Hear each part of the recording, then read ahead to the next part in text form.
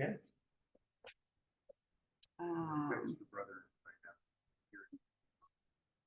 Okay, it's not showing my screen though, is it? It's sort of showing it. Well, we need to pick the right screen. You need to hit got it. There. If it's on your screen.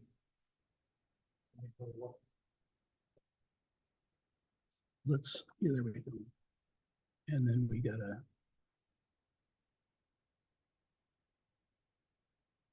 There he goes. Okay, got it. Well, we need to, got it. Go Okay. back. Got it's gone. All right. Okay. Think I'm on. I'm hoping everybody out there in Zoom land can hear me. I can see you guys in Zoom land. Can you give me a thumbs up if you can hear me? All right, we got that going. Okay. So first, I'd like to say thank you to Chapter 21 for inviting me.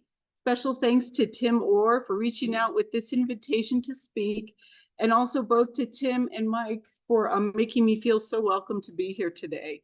So thank you to everybody who came tonight for sharing your time with me, and a special hello to all my friends and family that are tuning in today on Zoom. I'm very grateful for all those wonderful friends and family I have out there. So I'd also like to introduce my husband, Greg. His horological interest is primarily perpetual calendar clocks. He's the main reason I'm here, as he caught the clock collecting bug first. He may chime in a few times in the presentation to add clarification. That's okay. So, and I do want to say I feel a little remiss about not reaching out sooner to Chapter 21. Please forgive me. And for that matters also chapters 160, 100, and 138 that are down here in the local area too. Greg and I moved from Greensboro, North Carolina to Frisco in August of 2022, almost a year and a half ago. We go back east to visit our folks a lot mostly during the spring and fall and the holidays. And you throw in a monthly trip on top of those months to visit the folks again. And NAWCC board meetings, volunteering with last year's national and the Time Symposium. And what was not an intentional slight, well, I just wish there was more time to have reached out to you guys sooner. So please forgive me. Let's get started. I'm going to share with you my horological journey with bits about collecting, learning, our Gorton clock business, and lastly, volunteering. This picture was taken in front of Westdean, the conservation school Greg and I went to for a year from 2016 to 2017. More about this in a few slides. So let's see if and it changed. So my horological story starts when we were first married 33 years ago. A furniture delivery truck was driving by in our neighborhood with undeliverable goods. Well, they had a small Ridgeway grandfather clock that we bought. It traveled with us for 5 moves, and on the last move was damaged in transit. We ended up meeting Rick Dunnick from Julian, North Carolina, who repaired our clock and introduced my husband to the world of clocks in 2008. I've lost track of how many clocks have come through our home, altogether close to 100. And when we moved to Colorado in 2022, many of them went to Dan Horan's auction, some to the American Clock and Watch Museum in Bristol, Connecticut, and our favorites made it here. Pictured here are 3 of my favorite clocks. The Ansonia Triumph on the far, I guess on your left over there, is from my mom's side of the family, the Dranchicks and the Tomeks. The Seth Thomas Cottage clock on the far right with the reverse painted glass was made by my great-grandfather Griffiths on my dad's side. And the Ithaca 3.5 parlor clock, well, I just think it has the loveliest details and it's one of my favorite clocks. It's just really pretty. So on all 3 of these, I've cleaned the cases and waxed them. Actually, I've cleaned and waxed most of our clock cases that have come through our home over the years. This 19th century tall case with the Daniel Gale calendar movement in the trunk is another one of my favorite clocks. Greg purchased this from an auction house in Georgia, about 10 or 12 years ago. It was supposed to have come from a South Carolina sea captain. And when we got it, it was completely black from the accumulation of dirt, dust, grime, pollutants. I spent well over 40 hours rubbing it down with black wax and steel wool. I love the details of the clock, especially the barley twist columns. Oh, there we go, right over on the far right, on your far left over there. This next clock is a Seth Thomas office calendar number 11, made out of walnut on the left side over there. This particular clock, another one of the favorites that Greg has collected, is originally from a bank in Pendleton, Oregon. It was listed in the Seth Thomas catalog in choices of walnut, old oak, oak, mahogany, and cherry. You definitely had your choice of woods on that. The picture on the right is from a presentation Greg did for chapter 17 in North Carolina, showing different top pieces in the various woods. We traveled together doing the research and talked with other NAWCC members who had the same clock to just try and learn what the differences were between them, how the carvings differed and all that. So, while collecting, Greg also pursued learning how to repair clocks. He apprenticed with Rick Dunnick, started a business repairing clocks, and the short version of the story is he wanted to go to school to learn how to repair clocks better. He looked at the various options and we decided that Westdean College in England was the place to go. Westdean is located about 60 miles southwest of London. We had the very good fortune of both being retired from the military. Greg's retired from the Navy and I'm retired from the Air Force. And we also had our GI educational benefits to go to school. We lived in the small town of Midhurst, which is about 5 miles north of Westdean. We had a sporty Ford Focus to get around. We did a lot of sightseeing when we were out there on the weekends. And okay, so stay on the left side of the road, traffic coming from your right. Actually, sometimes crossing the road, especially by a traffic circle, was more difficult than driving on the road. I am proud to say that I learned how to drive a manual while I was over there on the left side. So kudos to me. He already could do it. He just followed the finger anyway. Yeah, there you go. Westdean, that's an aerial shot up there in the far left. It's located on the estate of Edward James. He lived from 1907 to 1984. He was an avid supporter of the arts and is probably best known for his support of Salvador Dali. The iconic Mae West lip sofa, which I think is identified right up there on the screen, the champagne lamps, and the lobster telephone were all part of Edward James' collections, and they were items that Salvador Dali did. His family had a close connection with royalty in the early 1900s, and King Edward VII was Edward James' godfather. Edward James had no heirs, and his legacy is the establishment of his foundation and Westdean College to nurture music, traditional crafts, and the fine arts.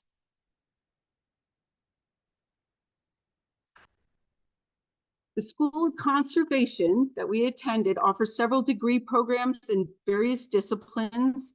With clocks, you actually deal with many different materials: metals, wood, glass, ceramics, paper, and having experts in all these fields working in neighboring workshops was a great resource.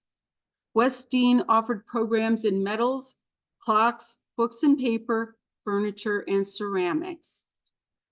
And since this is a horological group, I will show you some pictures of the clock workshop. It was a well-organized and equipped space. This is a Myford Super 7 and a mill.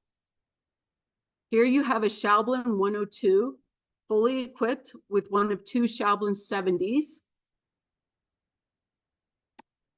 Here's the other Schalblin 70, microscopes, the Lorch lathe, and other hand lathes.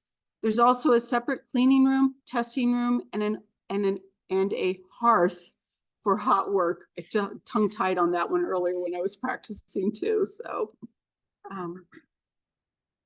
the class would accept up to 8 students, each with a dedicated workbench in the clock workbench room here. They now accept up to 16 students in the clock program. So I actually digressed a bit into clocks. I know this is horological, but The short version of the story, Greg was accepted into the clock program and we wanted to go to England together. So I needed my own visa as his educational program did not offer a spouse visa. I had 4 choices. I could start a business in the UK. No, too much work. Fill a needed UK job. Oh, that would have taken away time with my husband. Volunteer. No. Or become a student. So I chose to study in the conservation of furniture and other wood-related objects. So of course, here is my wood shop and some of my fellow students.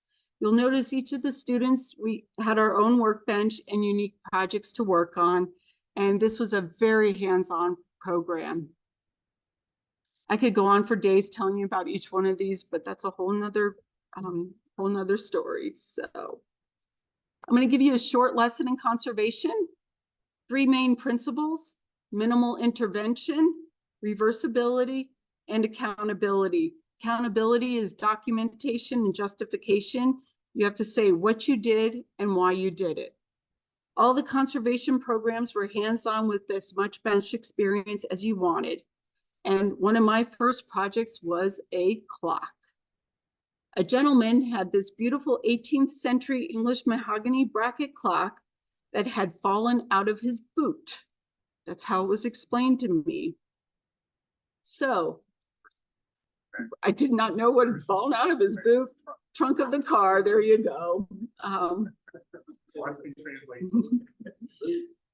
Fascinating that the impact did not break the glass either, but it did crack the case and had several areas of damage. My goal was to mend the case, and here's some close-up pictures of the damage. We have a cracked case, dented veneer, messed up finish, and some of the skills I learned putting the Humpty Dumpty clock back together again. And some creative clamping to glue the pieces back. I went through several configurations of clamping for, I don't know, a week or so. Each day I'd set it up again and hope the glue would stick, and you'd come back and you'd have to try something different. To do this, I had to remove the back door of the clock, and I didn't realize the damage that this did, as we were not in a climate-controlled workshop. The door was off for 2 months or so, and when I went to put the door back on the fixed case, it had warped and didn't fit. So I had to repair that too. So close up of the veneer repairs in progress. Recall, conservation, minimal intervention meant not removing any of the finish if possible. Hence, trying to mend a crack without removing any material was a big challenge for me. Would have been much easier to removed all the finish on the top, mended the crack, and refinished it, but nope, can't do that. It's conservation. So the before and after, oops, I went too many. The before and after pictures, the owner was quite happy to get his clock back again. And there you have it. I worked on another clock. This is a Seth Thomas steeple clock, and that had a very degraded finish, missing veneer and loose wood pieces. Here's some close-ups of the before and after pictures.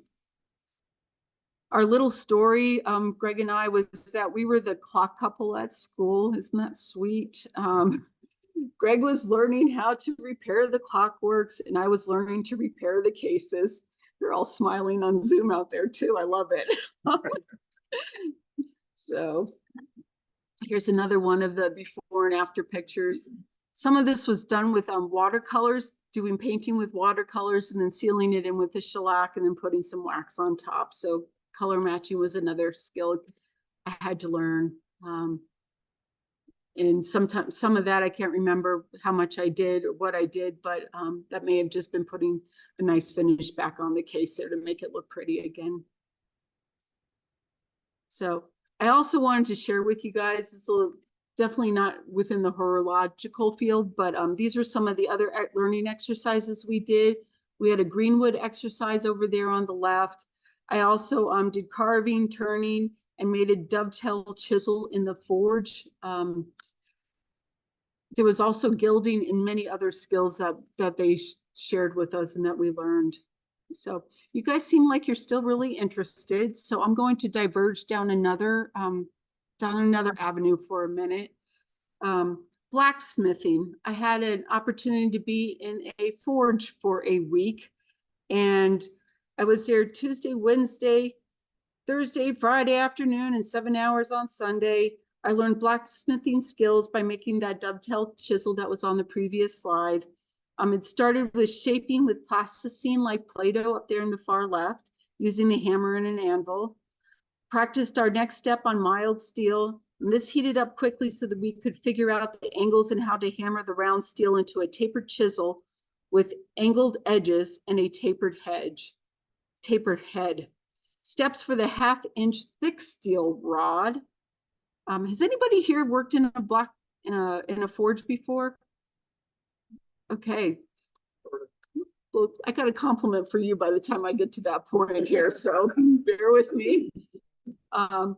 So the first step was to anneal our silver steel, heated it to bright orange, approximately 30 minutes for a 1/2 inch of thickness, and held it at temperature for 30 more minutes. That was in that center top. That was the big heating oven there. It's probably a better name for it, but that's what you get now. So forged it into shape with the hammer and anvil. I did not have enough strength to do this. I had to use a very powerful 1-ton hydraulic hammer to do it. Some of the people in there, they could whack that hammer and it just worked. It was incredibly impressive to watch what they did. I slowly cooled it overnight in the fire, which meant digging a trench, putting hot coals at the bottom. I laid the chisel on top, covered it with more hot coals, and then topped with cold coals and left it overnight. Filed the chisel into shape. That took several hours. Also cut to length and tapered the end for the handle, as mine was too long from the previous step. You could see that right in the handle there. Hardened the chisel. That's heated the chisel evenly to a very bright orange, then submerged in a bucket of oil to cool it. More filing of the chisel, this time on 80 grit wet dry paper and a flat surface. Several hours here getting the bottom flat as well as the sides. That was grueling. Tempered the chisel with the blowtorch that's down in the bottom left over there. I heated the chisel from the end and watched the colors move towards the other end of the chisel. When the head of the chisel with the blade turned straw yellow, immediately stopped heating and quenched the chisel in water to cool. Went back to filing and honing the chisel flat on a diamond plate. Many hours again on that task.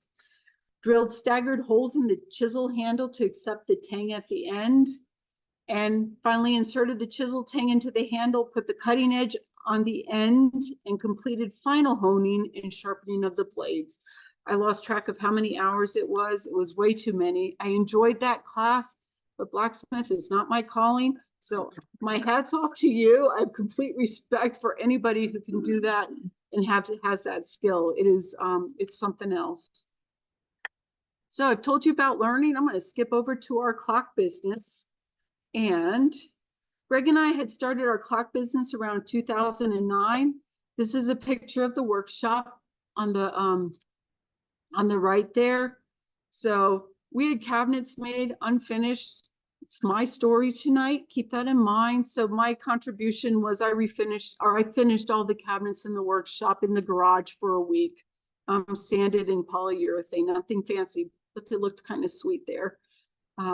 When we returned from England, I set up my shop in the garage because remember now I know how to fix cases. So I needed some tools and a workbench.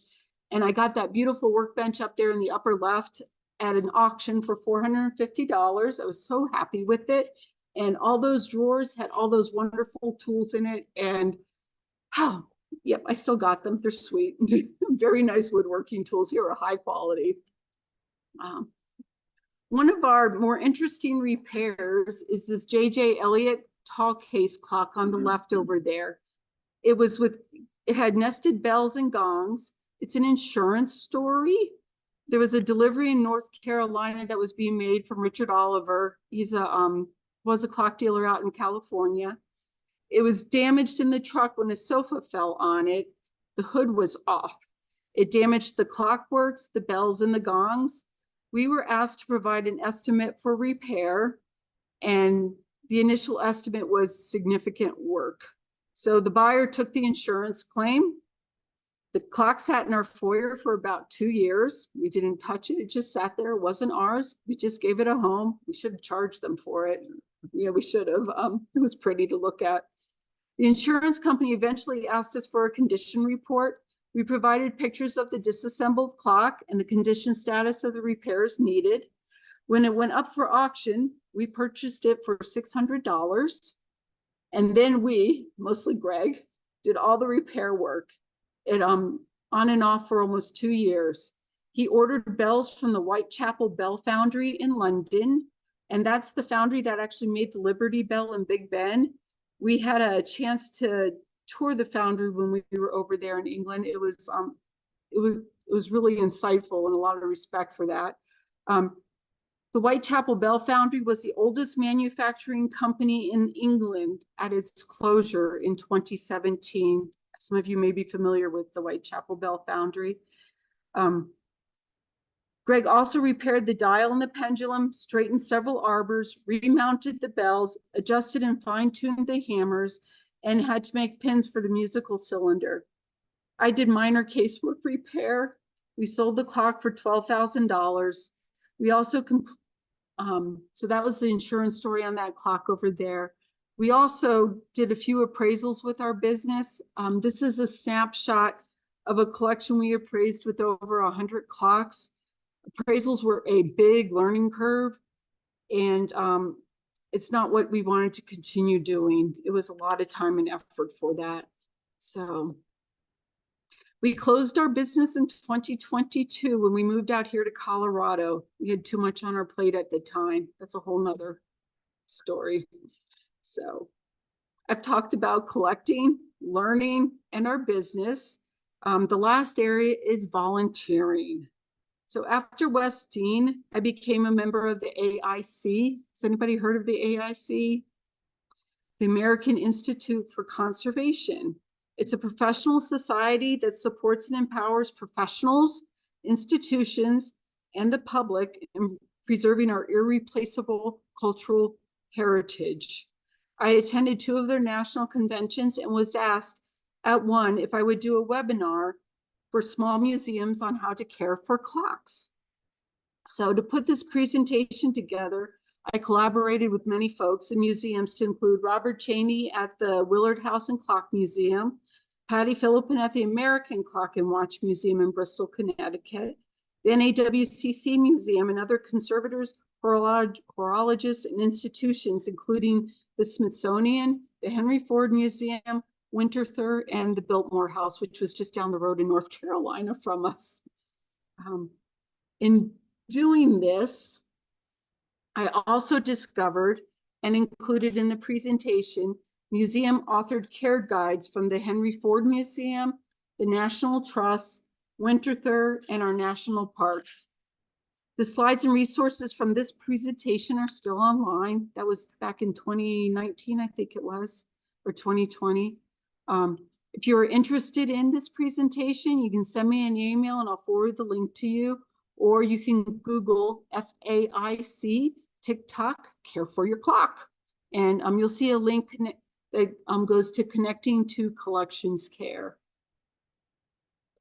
So my parents have lived in Hanover, Pennsylvania for over 20 years. It's about 45 minutes from the NAWCC Museum in Columbia, Pennsylvania. Have any of you guys been to the museum yet? Yeah, a couple have.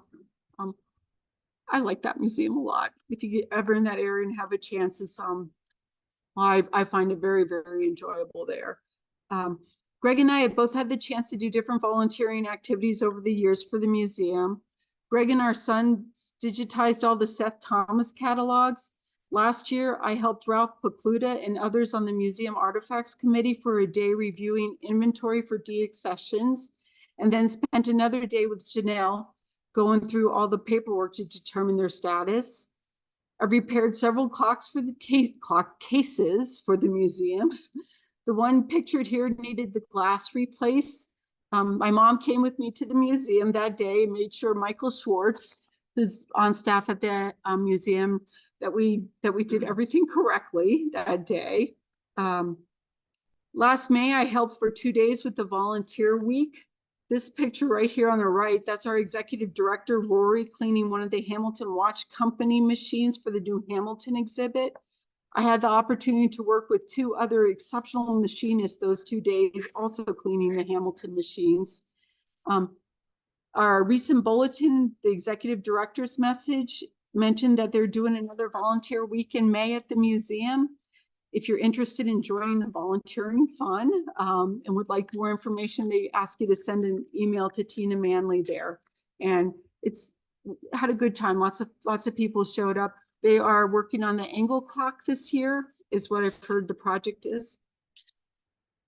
So, That second clock, say that again. the second clock, it's got a normal, the top parts, I understand.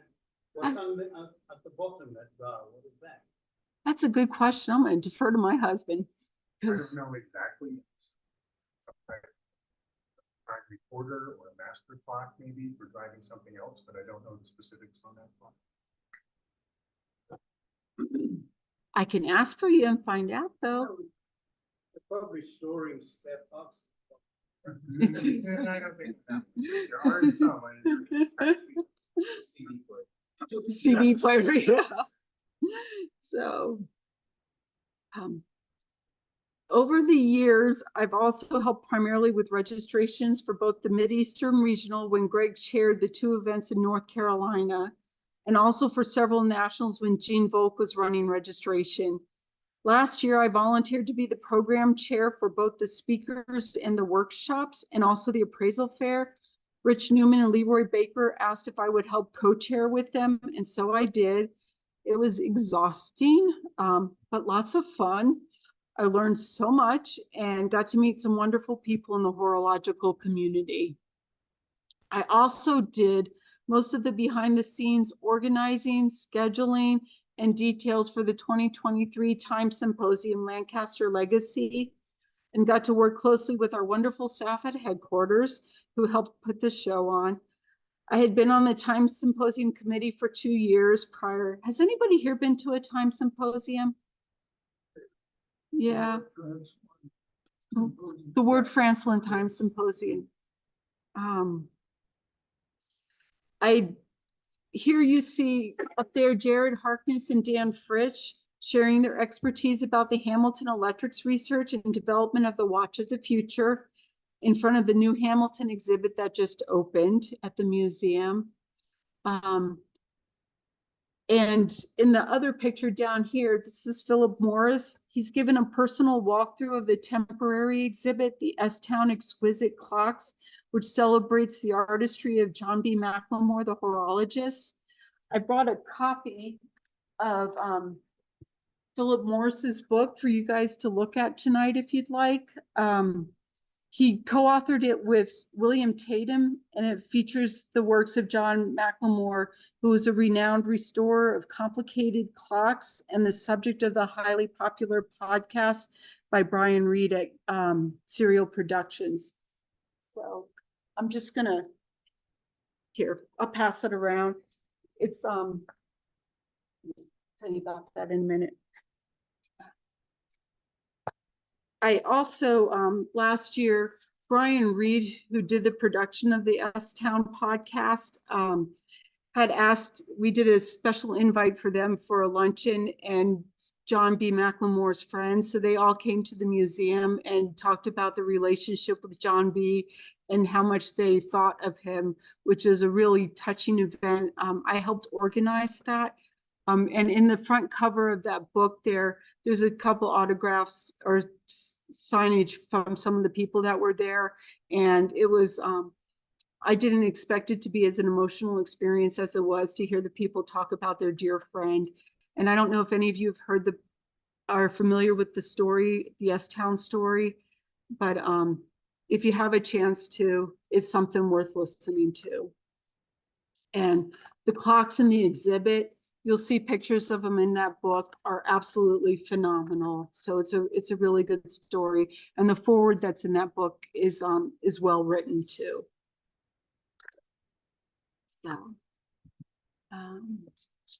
So since I've told you about the Time Symposium so much, and I am the chair of the committee, I am going to tell you about the Time Symposium this fall, 2024, putting a program together.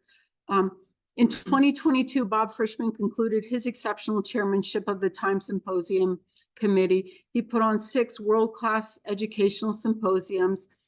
And for those of you who are not familiar with the Time Symposium, it is primarily an educational event. There is no mart there. It's usually lectures, some sort of special activity, and hopefully some really good food for people to talk and dine and have a good time networking and getting to know each other.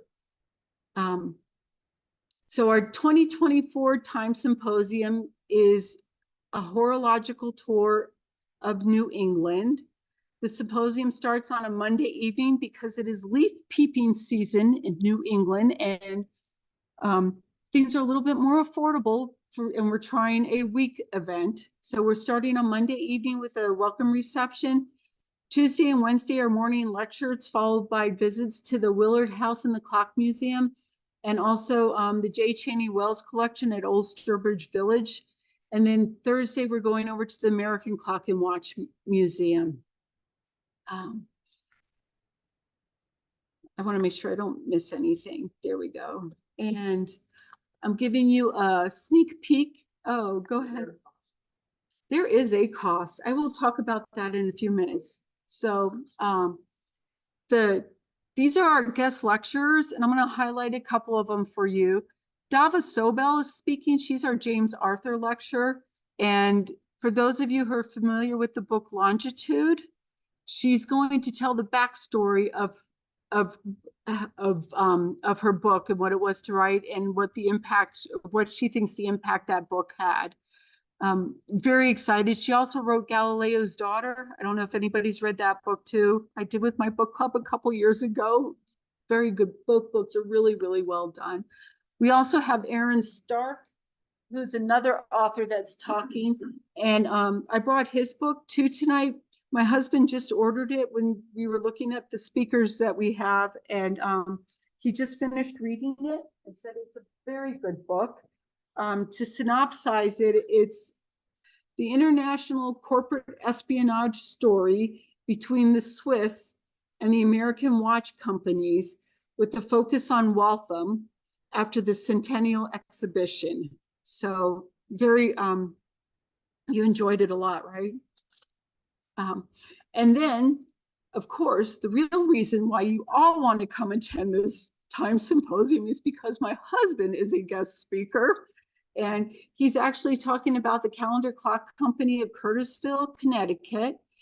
He's been researching clocks of the Calendar Clock Company for several years and has asked me to ask if anybody here has any information on those clocks or that company to please get with him, because he'd love to hear what you have to say about it. So registration will open in mid-February. Howard Cohen is the point person for this symposium. He's been doing all the legwork for it, and we've been working also with Jim Gerard. And you can ask Howard or myself any questions about anything, and we will have more details available hopefully in mid-February when it goes live online. We do have the pricing for the event right now. It is $400 for the whole thing with food. And you also have the option to just attend specific events and or just attend specific meals. So you can build your own a la carte Time Symposium this year. So information will be out there. You'll be able to register with paper and also do it online. So. And the other exciting thing is we've made plans up to 2029. October 2025 is in Evanston, Illinois. It is at the Halem Time and Glass Museum. Mark Frank is working these details. Rich Newman is the lead for May 2026 in England. and this will be timed with the Antiquarian Horological Society's annual meeting. 2027 is Watches in the West. And I am saying this because this is still being brainstormed. I don't have a location, don't have anything else except a title, and been reaching out and welcome anybody's input, contribution, willingness to help, join me, whatever. Come let me know and we can, I would welcome anybody's help and assistance and input on that. Steve Barnes is the point for October 28 in the military timekeeping at the World War II Museum in New Orleans. October 2029 returns the Time Symposium to near the NAWCC headquarters, most likely in conjunction with the Mid-Eastern Regional. So I am going to move on to my final slide. I've been name dropping a lot today because I know many of us have been around for a while, and these are names that some of us are familiar with. So Renee Colson has shared with me over time. I've gotten to know her. She's a very dear friend. That when asked by fellow NAWCC members what she collects, she says friends. I like to think I do that too. So thank you for giving me this opportunity to share my story with all of you. I welcome questions. I'll do my best to answer them. And if I don't know the answer, I was going to say I'll defer to Greg, but I'll get you an answer if I can. So thank you very, very much. Hope you all enjoyed it.